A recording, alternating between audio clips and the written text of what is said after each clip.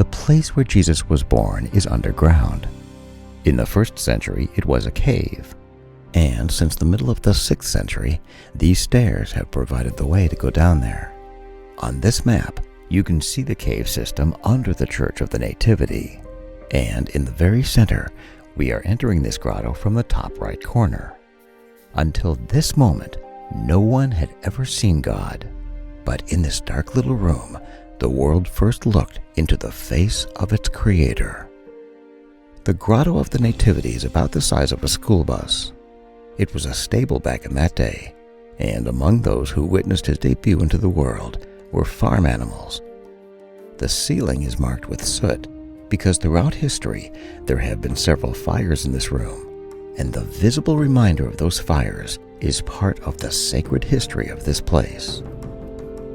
Until the invention of electricity, flickering oil lanterns provided the only light in this cave. A very heavy leather veil with asbestos underneath protects this sacred room from future fires. And when you are here, your eyes are immediately drawn to an altar at the end of this room. That is the place of Jesus' birth. How do we know that? You see, his mother Mary lived on for about 11 years after Jesus was taken up into heaven, and she only lived 5 miles from this spot. It is very likely that his followers had always wondered where these miracles took place. And being the matriarch of the church, 11 years gave her ample time to take his disciples to the very spot where he was born. At this moment, the only appropriate thing to do is to kneel in reverence at the place where he made his first appearance in the world. Oil lanterns under this altar provide the only light, allowing you to see the 14-point silver star marking the place of his birth. And you can reach down inside a hole at the center of this star and touch the actual bedrock where he was born. All of humankind had been waiting for this moment.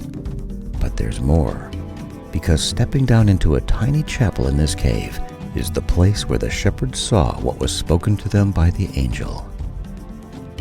This is the altar of the manger, where Jesus was laid in a feeding trough, the same place where donkeys and sheep ate their food. Coming into the world like this simply reveals the humble circumstances that greeted the Son of God.